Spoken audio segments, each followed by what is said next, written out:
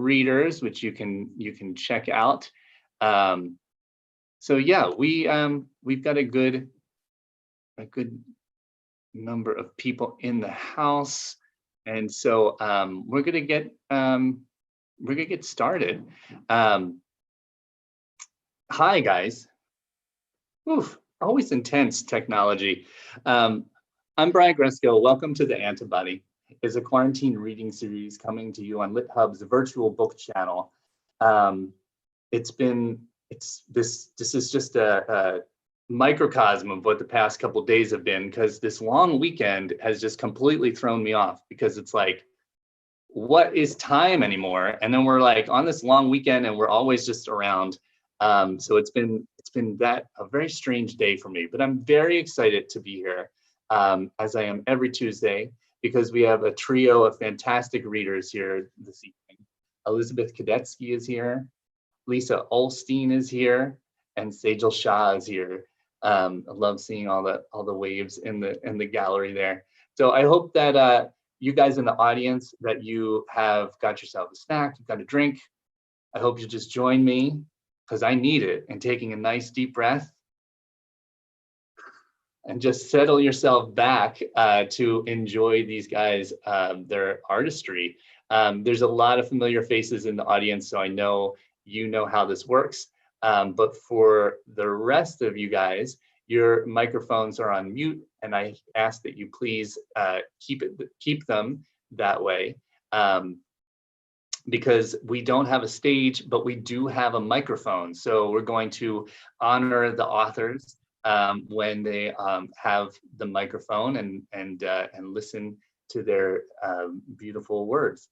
There will be some time at the end of the event for some Q&A, which we will do as we always do through the chat. And I will have the chat open during the event so that you can show your love and your appreciation of the authors. And I ask that you please do, and that you please get your keys clacking and your fingers tapping as we welcome our first author of the evening, Lisa Olstein.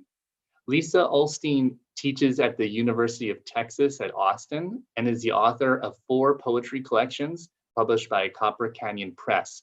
But tonight she's going to be reading to us from Pain Studies, which is her first book of creative nonfiction. Hi, Lisa. Hello. There you go. Welcome, Lisa. The microphone is yours. Wonderful. Thank you so much, Brian. And I'm delighted to be here tonight. So I'll just get right to it. Does the dark early morning skull shatter by the light of waking? Or does the shattering wake the skull to dark early morning? Either way, it's like an iceberg cracking, but within the cramped confines of a dumpy container ship. Today? No, not today. Rather, yes, today again. Small streams may become raging currents without warning. The National Weather Service alert flashes on repeat. No shit. In other words, despite all the information at your disposal, you're not going to see this coming. I never do. Pain as black box, lockbox, substitute safe, hoarding vital data. Pain as memory shrapnel. Pain as vehicle. Pain as avenue, spiritual, sexual, otherwise. Pain as evidence of God's love. Pain as evidence of God's wrath. Pain as healthy. Pain as diseased. Pain as hollow attachment, pain as deepest bond, pain as symptom, pain as cause, pain as passing, pain as lasting, pain as telling, as smokescreen, as distractions pesky fly, pain as phantom, pain as proof. Despite or perhaps because of the dizzyingly various ways we categorize and conceptualize, let alone experience pain, we're notoriously bad at talking about it, even literally, as in, do you have it? How much? Where? What kind? Embarkation, a present now months in the past. I fly several hours across the vast state. I'm driven several more under vast skies from a big border city to a tiny border town, straight to dinner around a brightly lit table. What will you be working on while you're here is where the conversation inevitably turns. Something about pain, I say to these welcoming strangers, a few people from the foundation, the 2 other writers in residence, almost without meaning to. Given more thought or given less travel, I would have been more circumspect. Why? In order to guard the space around the imagination, the unanswered, as yet even unuttered invitation for language to rise up, to touch down. And because I don't lead with this, ever. Despite all the evidence, all the years, I don't identify, certainly not at the outset, as a person in pain. Today, in Heather Abel's How to Prevent a Tsunami in 3 Easy Steps, this is the question framing a Santa Monica childhood preoccupied with fear of the big one, the massive earthquake plus tidal wave widely thought to be imminent. I'd stand in the doorway of my mom's bedroom and ask if there'd be a tsunami that day. She would say no, not today. This was our script. Narrow the aperture, return time to fathomable portions. In my version, I've inverted the equation because I'm hoping not for the status quo, but for the miraculous anomaly. The question housed in my today is, will today be different? Will today be pain-free? The reassurance buried deep inside the answer, no, not today, is the best I can do. Fathomable portions, maybe tomorrow? Always the answer is many to the question, how many? Over the course of any given swath of time. A cautious estimate of my current common era, approximately 3,472 days of migraine, which is 83,328 hours, including sleep, migraine lit, which is 4,999,680 minutes, or alternately 9.5 years. But who's counting? The feline mouth is dirtier than the canine, so if you need a wound licked, better to go with a dog. Urine takes the sting out of jellyfish poison, but not out of snake venom. There is a parasite that will cause a mouse to undertake risky, cat-attracting, even cat-seeking behaviors. Intermediate host, the mouse dies, predictably and by design. The parasite moves on to its destination, the cat, in whose intestines the parasite's own reproduction occurs. What is the analogy here? A set of questions, I suppose. How do we feel what we feel and why? Play in the open, the parasite says, and the mouse complies. After moving us into our new home, Kyle, a former Marine turned long-haul trucker, planned to visit his 84-year-old father for a few days in West Texas. Dad's doing fine, still rides a horse every day, he tells us, but he's not as agile as before the fall. He relates the story, his father, 82, moving cattle one cold morning hundreds of acres deep. After trailering his horse up, he left the truck and rode. Near a gate, the horse slipped on some ice and fell. His father's back and arm were broken. The horse spooked and took off running. The old man dragged himself 2 miles back to where the truck was parked, the horse now grazing beside it, having run for the closest available thing to home. Somehow he loaded the horse into the trailer and drove the 2 hours into town, heading straight to the livestock auction where he sold the horse before checking himself into the hospital. Over how much and what do we exert control? Influence is probably a better word, control being out of the hands of the gods even, if you read the primary texts. Early in The Body in Pain, Elaine Scarry identifies pain of the acute physical variety as fundamentally inexpressible in language. Physical pain has no voice. Its resistance to language is not simply one of its incidental attributes, but is essential to what it is. In the grips of it, she says, we don't exactly go mute, we go pre-language. Physical pain does not simply resist language, but actively destroys it, bringing about an immediate reversion to a state anterior to language, to the sounds and cries a human being makes before language is learned. Setting off from this port, Scarry promises to explore why pain should require this shattering of language. But I find myself wanting to linger here in the shatter. What if alongside destruction is creation? Aren't shards the material of mosaics? That is, what if instead of pre-language, pain is extra language, outside of the norms by which dominant modes of language typically order and mean? Might this outsideness encompass resistance and untranslatability alongside the possibility, even the necessity, of invention? Often misheard as language that does not communicate, it turns out that the seemingly chaotic fragments of description people in pain manage to offer, in fact, cohere into meaningful systems of categorization. Researchers, Scary tells us, have gathered up the shards and found logic in their arrangement, mapping dimensions relevant not only to diagnosis, but also to treatment, and sometimes even cure. Early in On Being Ill, Virginia Woolf takes up a position that seems to seamlessly predict Scary's self-contradictory one. Bemoaning the paucity of literature that explores pain or illness as its theme, in addition to failures of courage and imagination, Woolf points to what she calls the poverty of language itself.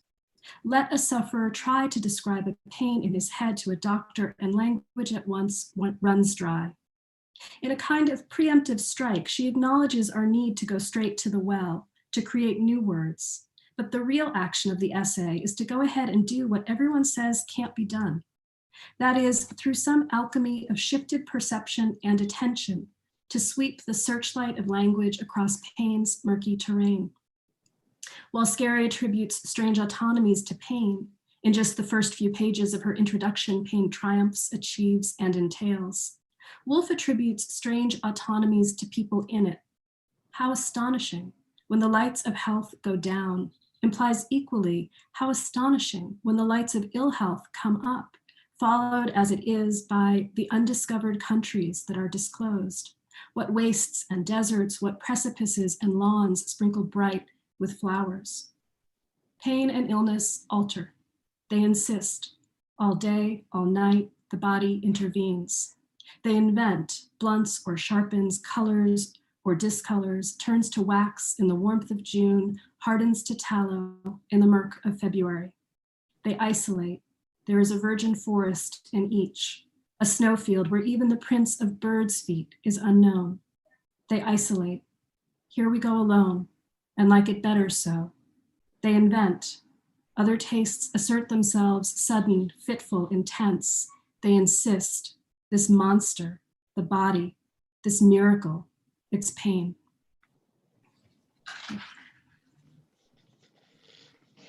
Wow, thank you so much.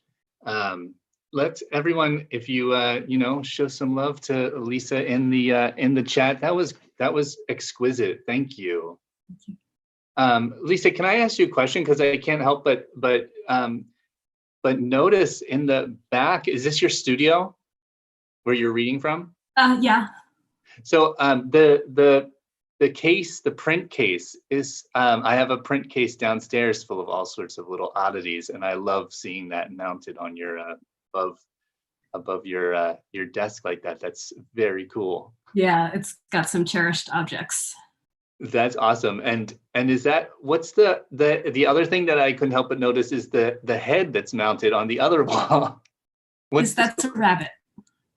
Oh, okay. It's a bust rabbit. It was a gift from a friend. Yes, I quite love it. I love it too. Yeah, no, it's such a, one of the silver linings of these kind of meetings is getting to see where everybody's kind of calling in from. So it's really cool to see your studio like this. It's awesome. Thank you so much. You guys, I have, I'm just gonna put me back on here. There we go. I have been working with Greenlight Bookstore, which is my local indie bookstore here in Brooklyn. They're located in Fort Greene, to provide books for all of these events. And the good news is that they've just created this really cool page for the series. So all of our authors' books are available for either sale or pre-order.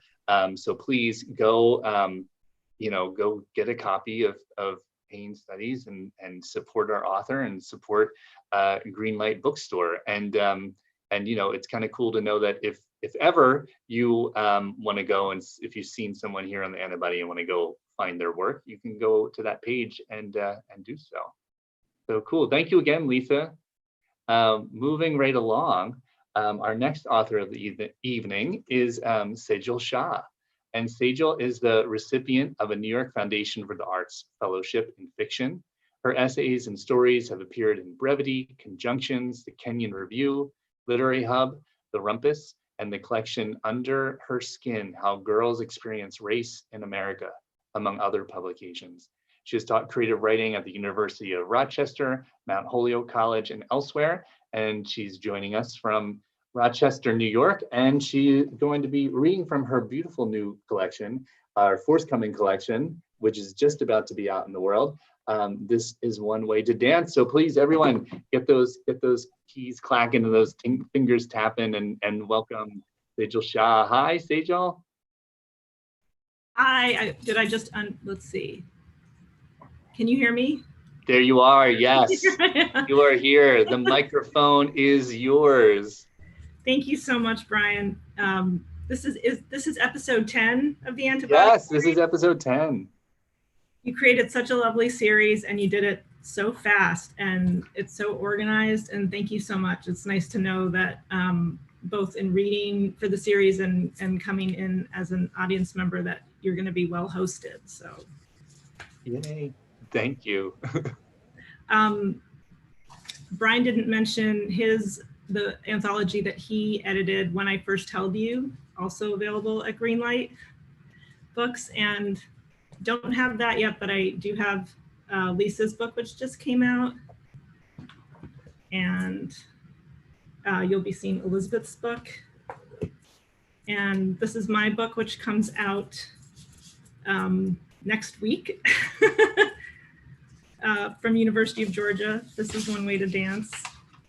I just wanted to let everyone know that that I am having a virtual book launch through Brookline Booksmith a week from today on June 2nd at 7 p.m. I'll be in conversation with Kathy Park Hong, and it's co-sponsored by Kundiman, and I'll be introduced by Sarah Gambito.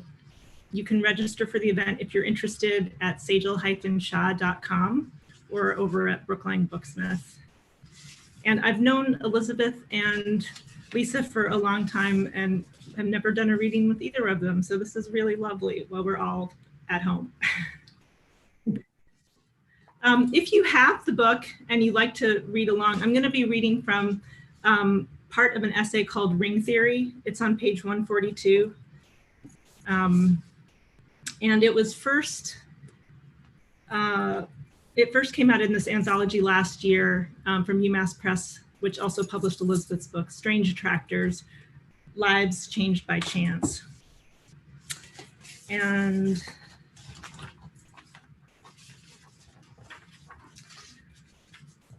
it's about jewelry, which I've worn very little of since the pandemic started.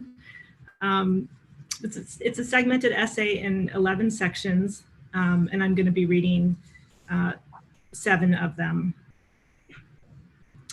And it's about the thinginess of things. I'm wearing 3 of the rings that I'm going to be talking about tonight. This is my engagement ring, which I never wear. This is my wedding ring, which I don't wear often, or I wear sometimes. This is another ring. And this is a necklace I'm going to be also talking about. And the engagement ring and this other necklace are made by our friend Marissa Kroll. She has a beautiful, she makes beautiful jewelry. You can see her on Instagram. It's Interstellar Lovecraft. This is a segmented essay. It's called Ring Theory. Yellow gold. 1. 6 months after my husband tied an ornate gold Mangalsutra around my neck and friends showered us with rice, I chose a wedding ring. Under the noontime Chennai sun, the center stone glowed, a cabochon dome. Inside the store, the ring spoke quietly, reserved, a dark, almost dull magenta, set with 2 tiny diamonds. Yellow gold, typical Indian gold. South Indian temple style setting. I picked this ring halfway around the world from where we live in Rochester, at a store in Chennai my parents-in-law have frequented for years. They designed my wedding necklace here and bought the other jewelry I wore, all of it presented as part of the ceremony. I had not chosen any of this adornment. It was, as per tradition, my in-laws' choice. 2, architectural. 3 years earlier, I flew to New Mexico for a friend's birthday, a week after my own. We had once been roommates, long been friends. We spent one afternoon in Santa Fe wandering the Georgia O'Keeffe Museum, the reason my friend chose New Mexico. O'Keeffe was a strong woman and individual, an artist we both admired. In the gift shop, a particular designer's rings called to both of us, sturdy, each different, each with an architectural quality. I am usually drawn to simpler, smaller jewelry, although larger pieces look sharper and suit me. We deliberated over who would buy what, but different rings called to us. I found mine, thick-banded and modernist, a statement in a way I don't tend to make. They were inexpensive. We marked our 40th birthdays with jewelry less than $40. Now my New Mexico ring is discolored from water and wear. I wore it every day for the 2 years I taught 9th graders and on dates, and during the 2 months my grandmother was in the hospital and in rehab for her stroke. I did not remove it when I washed my hands at school or in restaurants or at the hospital. The ring had presence, declared itself without shouting. It evoked the moon, the sun, an egg, a shield, a talisman in motion, a pendulum at the moment of pause. 3, silver. Later that same week, my friend and I drove south to White Sands National Monument. She had signed us up for a moonrise walk there, and we tread and twirled, taking photos of shadows across all that sparkling in sun, then glowing in dusk. Sand, was it once an ocean? It was a desert, beautiful, barren, stark. The dunes recalled salt flats I had seen in Sicily a lifetime ago in my 20s, wearing a slight silver ring from Mexico I've since lost. The dunes and silver ring reminded me of all that had slipped by unnoticed, all that had happened and did not happen since then. What we knew or didn't know about friendship, about time, about which jewelry lasts and for how long, about which friendships last and for how long, about how meaning morphs with age, about age itself. 4. A few years ago, I left New York City unwilling when it came down to it, to hustle. I had not found a partner, nor secured a book contract, nor tenure, all the golden handcuffs. But I didn't want to stay on the treadmill or in the water, treading, waiting for life to begin. I did not want to lean in. I opted out. I traveled in India for a few months that fall. Then I returned home. Before all that, I threw a ring into the East River, a hammered silver one I had bought for the interview for the job I had just left. It was my longest relationship, that job. After 8 years in academia, leaving was my divorce. 5, Mangalsutra. In Western New York, I married a teacher who had grown up 2 miles from me, just outside Rochester. We live here, 10 miles from the shore of Lake Ontario, the smallest of the Great Lakes. His parents chose the Mangalsutra and the particular design of the pendant. He is South Indian, I am North Indian, and we are Hindu. He is Tamilian, I am Gujarati, we are ourselves. We place flowers and rituals in water, at the temple, at home.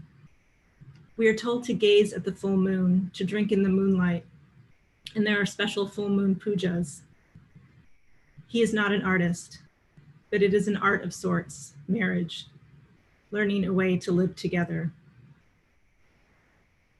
6, New Mexico ring.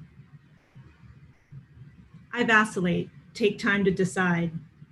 Yet that first ring had been easy, like something out of Georgia O'Keeffe's world, harsh in its beauty and also elegant. An amulet, a protection, a shield, a decorated sword, proud, confident, not bashful. What a strong woman would wear when she's single and maybe has just lost her job.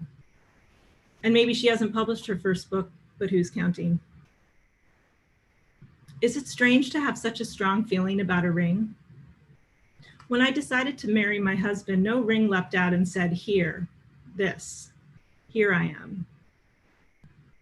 Even after I got married, perhaps part of it was that no engagement or wedding ring I tried on or found looked right with my New Mexico ring on.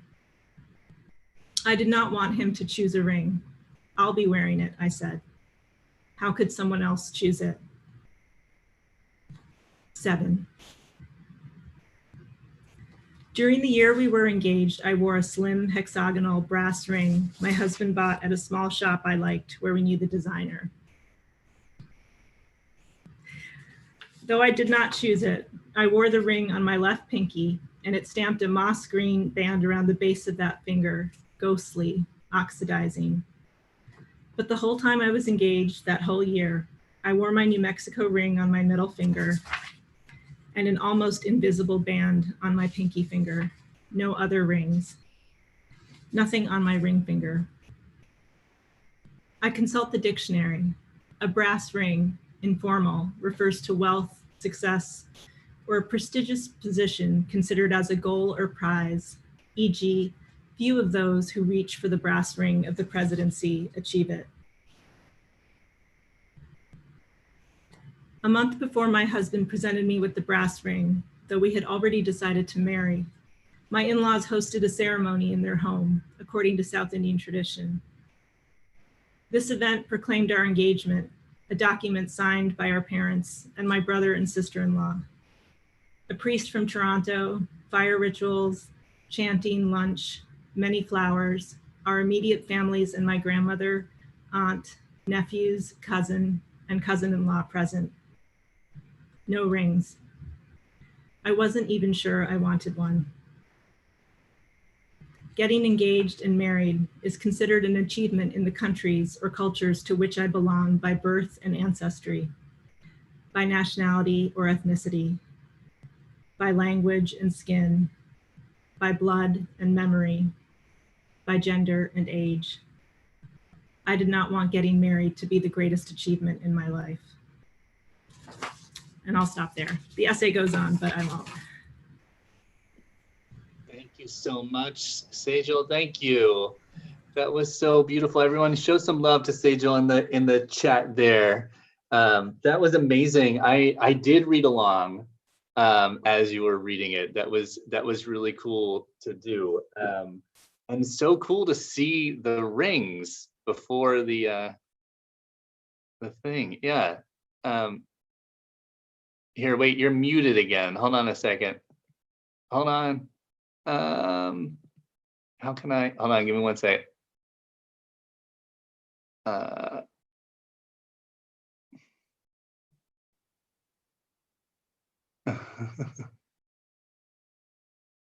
can't see your,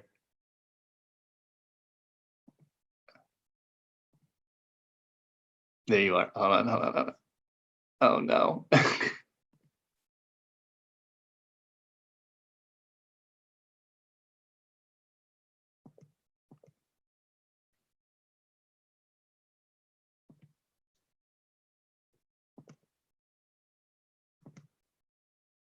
Okay. You're back. I'm back. I was just doing show and tell. The name of this designer is in my book too. He's from Montreal, I think.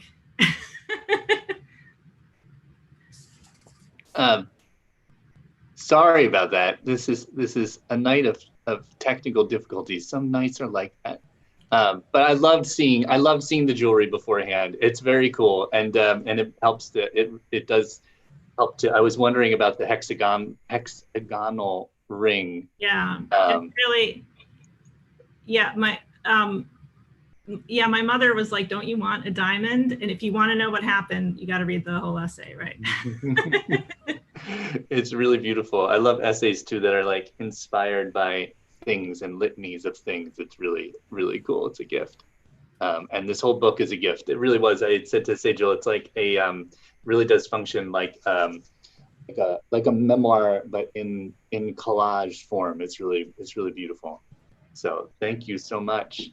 And if you want to pre-order a copy, since it's not quite out in the world yet, but it will be very, very soon. I'm going to put the link up for you there so you can pre-order yourself a copy of This Is One Way to Dance by Greenlight Bookstore. Very cool. Oh, and if you want to, Lisa, I didn't know, doesn't look like, I couldn't see that you were up on Twitter very much, so I didn't share this, but I see that, but Sejal is on Twitter a lot and very active. So get out there, and if you want to keep the conversation going, connect with her out there on Twitter. Cool, very cool. All right, keeping the night rolling to our final reader, which is Elizabeth, who is Elizabeth Kadetsky. Elizabeth Kadetsky is the author of the memoir First There Is a Mountain, and the short story collection, which I have, which is beautiful, The Poison That Purifies You. She's also the author of the novella On the Island at the Center of the World, and most recently, The Memory Eaters, which won the Juniper Prize in Creative Nonfiction. A professor of creative writing at Penn State and nonfiction editor at the New England Review, Elizabeth is the recipient of fellowships from the Fulbright Program, McDowell Colony, and Vermont Studio Center. Please get those keys clacking, those fingers tapping for Elizabeth Kadetsky. Hi, Elizabeth. Hi, everyone. Thanks for being here. Sejal and Lisa, thanks for such great readings. Those were really, really beautiful. And Brian, thank you so much for having me. I don't think I've seen you since the last time you were hosting a reading where I read at Penn Parentis, and thank you for doing that, and just thank you for what you do. So I'll be reading from The Memory Eaters, and I'll be reading from a chapter called The Oracle. The Memory Eaters is a memoir in essays, and most of the essays jump back and forth in time, as does this one. So I'll be not reading the entire essay, but some sections from it, but I'll read them straight through, so you might not notice that I've skipped some sections. And the memoir is about my nostalgia for New York when I was growing up in the late 70s and early 80s. And when my mother was a fashion model and single mother, and then how later she had Alzheimer's and what that was like in New York at the present moment. So both of the past and present are both in New York City. So The Oracle. We knew McGraw, our mother's boyfriend then, mostly by what we didn't know. I eventually learned his first name, but I was pledged to secrecy on this count, as well as about which beautiful, then popular movie actress was his sister from whom he was estranged. There was much else about him that was enigmatic. There seemed to be a lost fortune somewhere, and even the facts I did glean had been hard won. He kept his birthday a secret, though I recall my mother discovered the date in order to determine his sign, which I think was Sagittarius. McGraw praised my mother's every creative gesture, acting, painting, singing, in hers and anyone else's presence. She was an artist, he said, and in truth she was, though more in spirit than in fact, a master of personas, a fashion model. This all caused my sister Jill to go ranting about the apartment, railing against our mother. Prima donna, prima donna. McGraw also smelled like stale sweat and cigarettes, the Camel non-filters that stained his knuckles and long fingernails. A friend of our mother's often made the criticism that he didn't bathe, which was probably true since he did live in an SRO. He regaled us with tales of it, of cloak and dagger eviction tactics by a slumlord who wanted to convert the building to student apartments and lease them to Columbia University. One day there was a suspicious oven fire. On another, an aged neighbor turned up inexplicably dead. McGraw had no job. His stated profession was inventor. The pungency of his smell also likely derived from the fact he owned only one set of clothing: brown corduroys, a black button-down dress shirt, a woven blazer, a black overcoat, and a woven black wool scarf.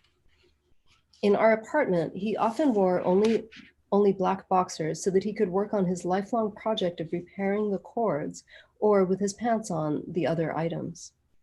He rewove the cords rent by rent using matching brown thread and 2 needles.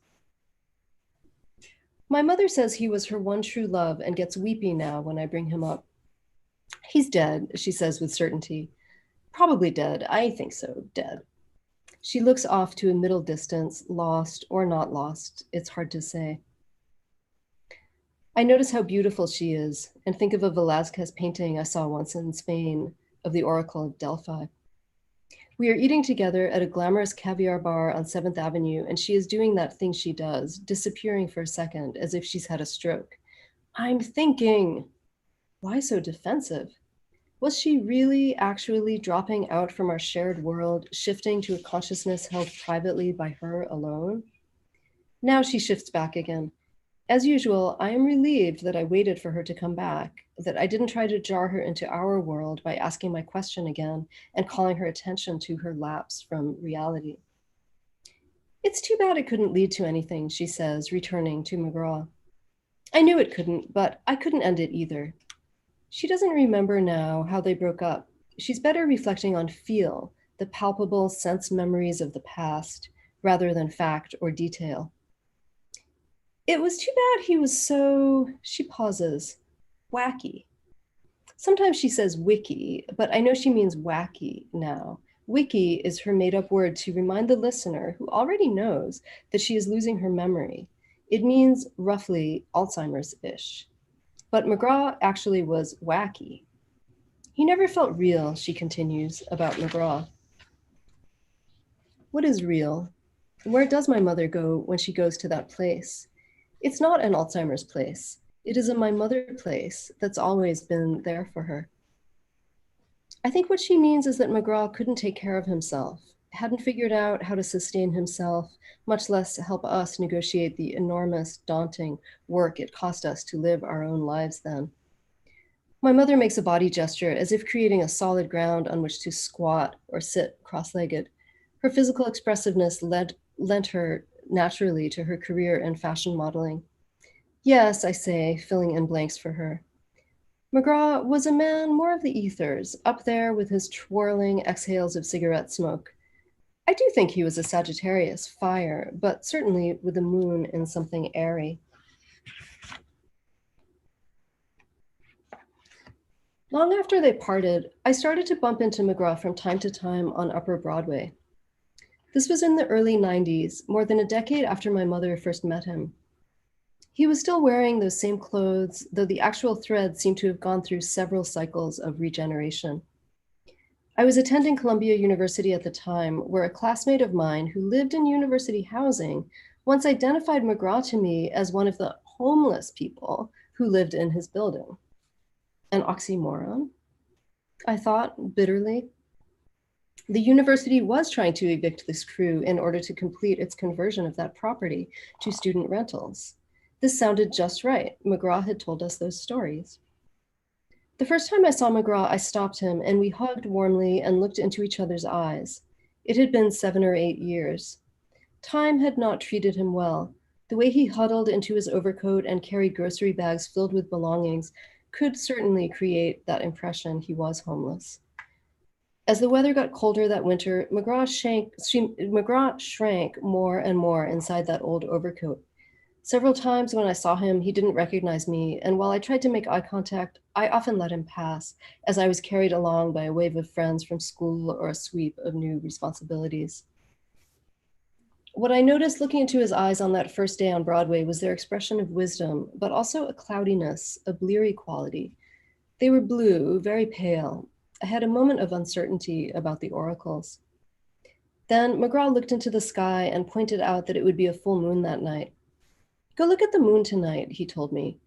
It was just beginning to snow, and the avenues had that expectant, optimistic feel they get in early winter. They smelled of wetness and fresh life. "Make sure you go outside, get away from the streetlights, and look up. Don't forget to look up. Make sure you really see." I am jarred from this memory as the bartender at Patrician slides behind the bar and makes a gesture toward our plates. My mother bats her eyes at him and places her still full wine glass on her empty steak tartare dish.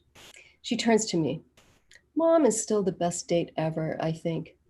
"Shall we order some food now, honey?" she suggests. "We just ate," I say. "Really? Was it good?" It is mercifully warm this Christmas Eve. Later, my mother and I lock arms and stroll down the block to the concert hall. "This sacred place," tonight's conductor has described Carnegie Hall in an interview in the program notes. The space does feel that way. The bright red velvet of the upholstery and seating is offset by red silk tops on many of the female members of the orchestra, and audience members have dressed in a preponderance of red hats and scarves as well, as if by design. The musical theme of the evening is fugue. First, a work for strings by a 12th century composer, Edward Elgar, based on a Welsh folk tune, a devil of a fugue in the composer's own words. Then the Bach, its final movement, the program notes reminding us, being densely fugal. The music puts me into a fugue state myself. Those moments from our past swirl in my head, less as stories than as images, smells, sense memories, emotions. My mother seems to be transported, sitting next to me, intently watching the orchestra. We used to have Wassily Kandinsky's Concerning the Spiritual in Art on our bookshelf, beside our I Chings and tarot cards. Color, shape, and music, Kandinsky wrote, could communicate our innermost spiritual and psychological concerns. Through a power of inner suggestion, abstraction creates a spiritual atmosphere, a psychic effect. Then I notice a scent, then a flash of green amid the red, then a wash of joy, and a wash of pain, and a wash of nostalgia. I saw McGraw less and less, his condition worsening each time. At the last, I specifically noticed that his clothes were the very same he used to wear, rewoven at every stitch. They were like a ghost, a sheaf of their former selves. In spite of the cold, he also still wore canvas Tai Chi slippers, though maybe a newer pair in this case. Then after a while, McGraw really did disappear, just like my mother said. Thank you so much, Elizabeth. Thank you. Will everyone show Elizabeth some love in the chat? That was amazing. Thank you. Very, very cool. I'm going to share to the link here. If you are, you can get a copy of The Memory Eaters via Greenlight Bookstore. I'm also putting up Elizabeth's Twitter handle as well, so you can find her online.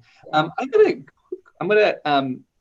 open this up for a second in a second to the audience to ask questions, which I hope you will, and you can do that using the chat box. But I've got one to start with, because all three of you writing from writing nonfiction is just like, and they're so intimately like realized, these little portraits, and some of them like even with the physical details.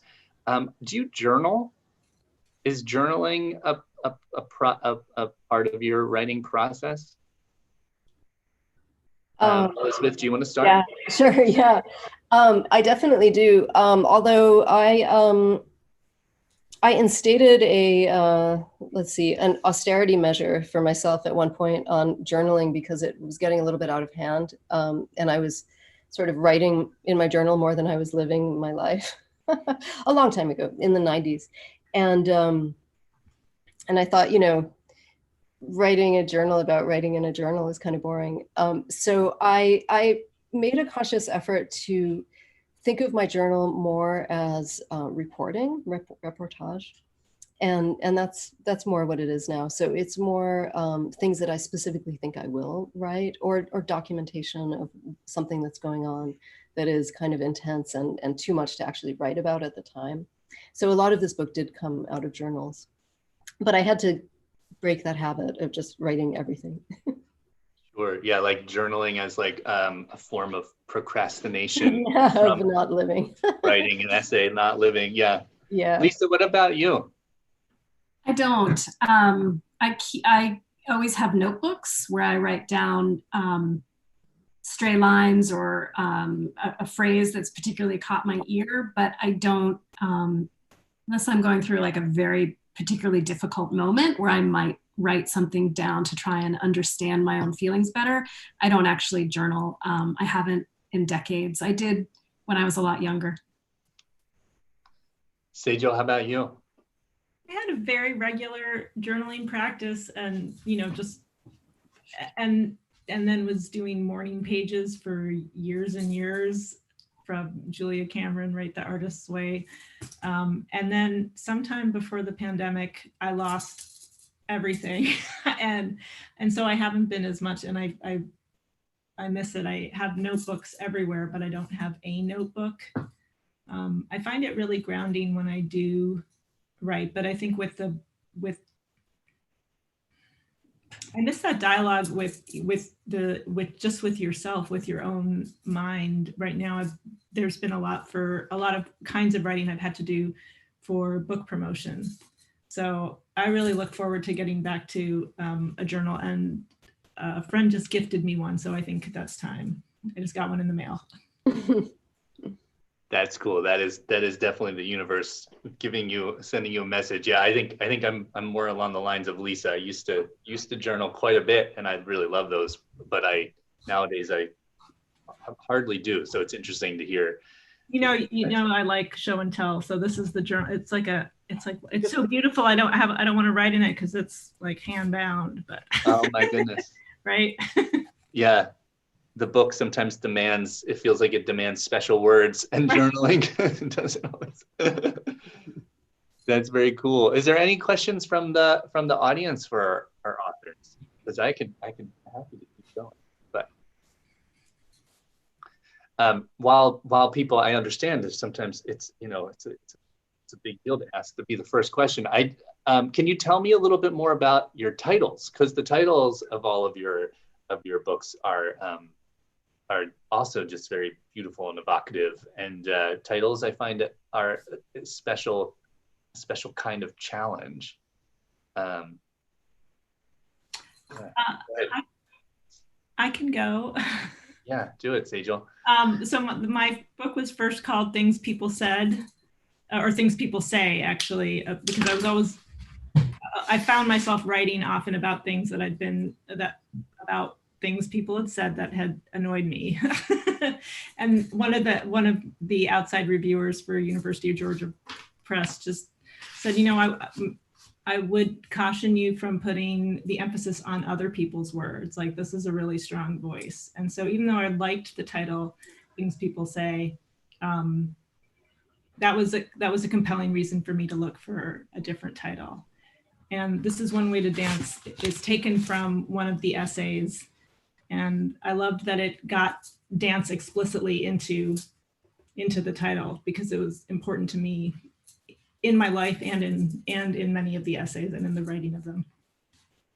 That's so interesting too, that it was like things people like say, and speaking and dance is such a physical, such a bodily physical movement, and does seem to match the thing, and the so much of the energy of the essays, and also leads to this kind of beautiful, movement on the cover itself, which is really, really cool.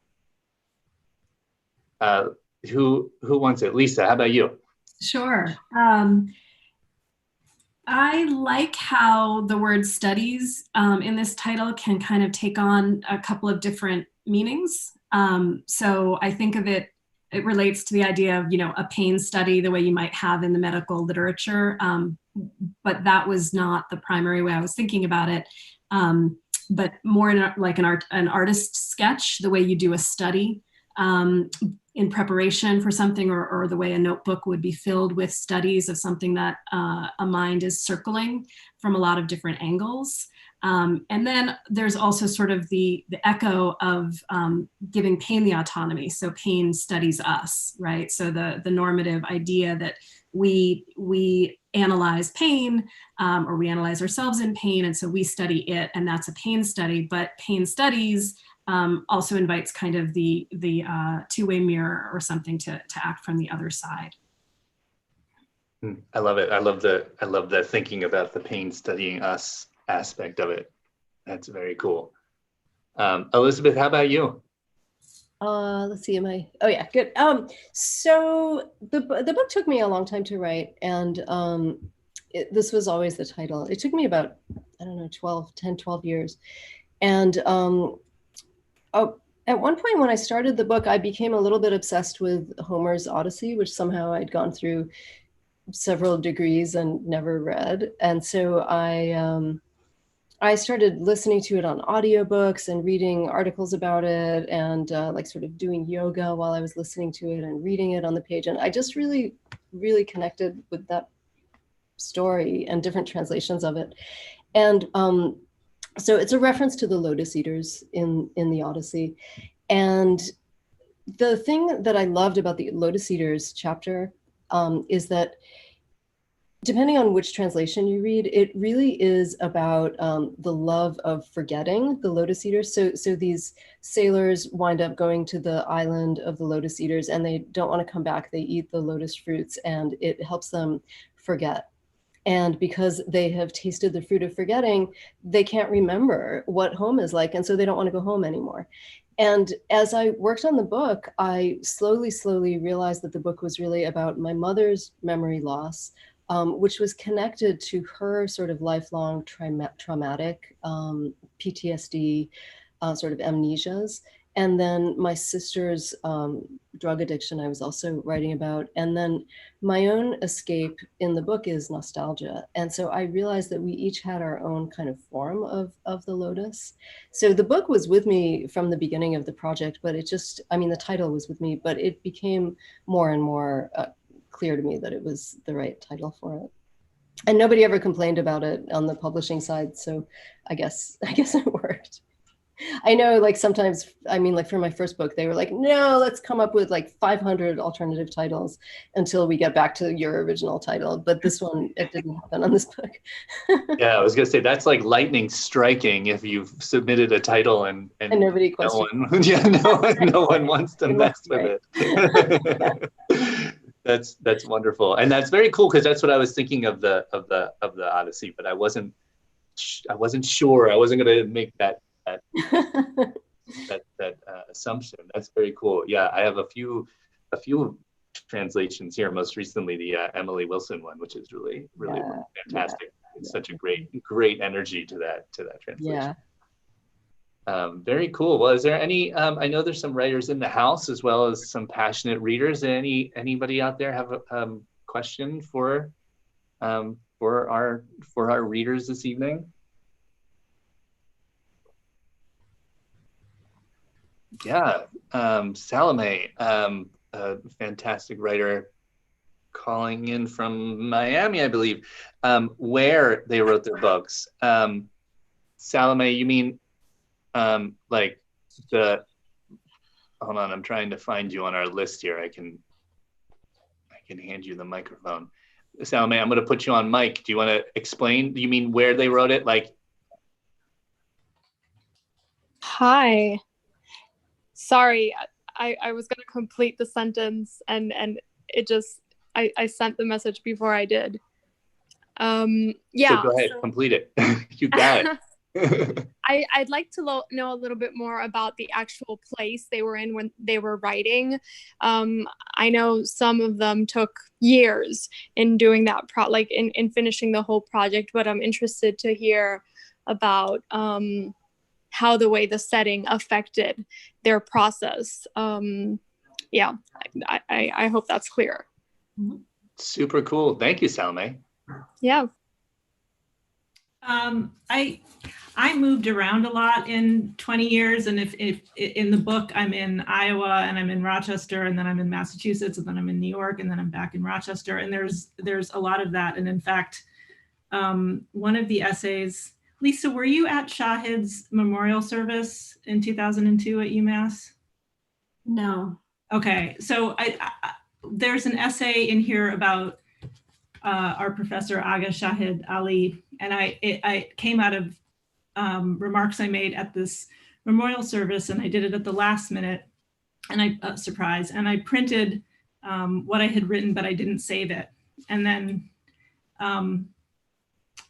I realized I wanted to write an essay about it, but I couldn't find those notes for years. They ended up in a box in my parents' basement. And meanwhile, I kept moving for jobs and fellowships, so I didn't find them for another 10 years.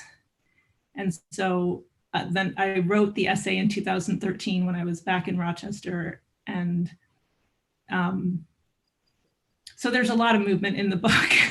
There's a lot of movement in the book because I was moving around myself. Yeah. Place was kind of had a very central role in this book for me, which was different than my experience of writing other books. I started it, I had just finished my fourth collection of poems and was on a sabbatical, my first ever, and had a writing residency out in Marfa, Texas, through the Lannan Foundation. And so I was able to take this book that I had just finished something. And so I felt incredibly free and freed from the sort of pressure to produce a next thing for my career or whatever. And I had been circling the idea of writing about pain in this sort of prismatic pain studies kind of way. And I just sort of used the opportunity of the sort of full immersion and isolation of this writing residency to do a very sort of obsessive, immersive version of diving into this book. And I think that even though I wrote probably a draft of the first 2/3 of it, and then I continued to write it and to refine it over the course of the next couple of years in a variety of other places. But I think that sense of really pursuing this sort of rabbit hole kind of intention and engagement with other sources and other texts was something that very immersive and very isolated context allowed me to kind of establish in terms of my relationship to the material that then kind of carried through. And Marfa the place also ended up factoring in pretty significantly because of time I was able to spend with some of Donald Judd's artwork that became one of the primary sources that I was thinking through and looking at in the book. That is so cool. I've always wanted to go to Marfa, Texas. It's awesome. So for me, like Sejal, I did move around a lot over the period that I was working on this. And I did a lot of art residencies. And I find that I write really well in like 35 to 60 page chunks, and about a month-long art residency is a really good length to write something like that. So a lot of these were actually written at residencies. One of them was written at an arts residency in France, and my mother's family is Franco-American, French-Canadian. And so I noticed going back and looking at that essay that I was throwing in a lot of French because it was fun because I was in France. And then another one I wrote at an arts residency at Mass MoCA, which also, perhaps like being around the Donald Judd work was just extremely inspiring to be around so much visual art. But one thing that was really great about that space is that it's an old mill building. And my Franco-American ancestors immigrated from Canada to work in mills in New England. So I'd never actually spent time around a mill building or been inside of one. So it was really great for me to really dive into some of the Franco-American ancestry and work on that essay at that time. And then a lot of the work was actually written on the subway in New York as I was kind of running around trying to put out fires and take care of my mother. There were a lot of crises, and I would just find myself on the subway and I would just write everything down. And then some of the essays that came at the very end were just written at my home here in Pennsylvania, which started out as a residency. I was hired as a visiting professor at the job that I happen to still have now, or same university. But when I got here, I really thought of it as an arts residency, and I wrote several of those essays, which I think Meekin might still be here. Meekin and Guernica published a couple of them at the time. That's very cool. Thank you, Salome. That was a great question. And we've got time for one more question. This one's coming in from YouTube. And it is, I just lost it, which is, but yeah, here we go. How is writing for you guys in the time of the pandemic? Are you writing? If so, is writing different? Is it harder to get into, easier to get into? Is it a great escape? Yeah, tell us. I mean, maybe Sejal, could you start with that, I guess? Because you all have books coming out, but Sejal, you had mentioned, and you're writing for publication. I mean, have you been busy just kind of like preparing for pieces around the book's publication, or? Yes, I guess we're told, right, to write companion essays, and I had some ideas, and the pandemic hit. So I wrote one of them that will be coming out, I don't know, maybe next week. That was about the book launch as a wedding do-over. So Raj and I will have been married for 5 years later in this June. So I had this whole idea for an in-person party, and like a party with dancing and food, and nobody had to get married. You could just buy a book, right? A book party. And and then so I finished the essay in February, and then pandemic, and then I couldn't write for a while. I wrote things that I had to write for the book or for interviews, but I've just started writing again. One of the things that's been helpful for me, I'm writing some craft capsules for poets and writers. And that's been a really nice way to engage with like some process things about writing that I think about anyway. And they're short, it's 500 to 700 words, and then mine are always longer, and then I'm editing them. But I think having an assignment like that helped. I couldn't write for a while. It was kind of horrible. I mean, I was just reading the news, and then I couldn't write. Completely understandable. And then I was just, not getting out of bed. So, I mean, forget writing. It was like, can you change out of your pajamas? No. Yeah. It's been a tough period. But thank you for continuing to write. And Katie Freeman, thank you for the quick link there. That's awesome. I'm excited to check those out. Thank you, Katie. Yeah. Yeah, go ahead, Elizabeth. I'll answer. So like Sejal, I also wrote a lot of companion essays and Q&As, and I had some unpublished pieces of the book that I've worked on to publish as essays. And that's all been it was really helpful for me in like March, April, to have something to focus on and kind of try to put the pandemic out of my mind. Because if I were just staying home writing those things, it would be like self-quarantine anyway. But I was actually really immersed in a research project in India on a Fulbright grant when the pandemic hit.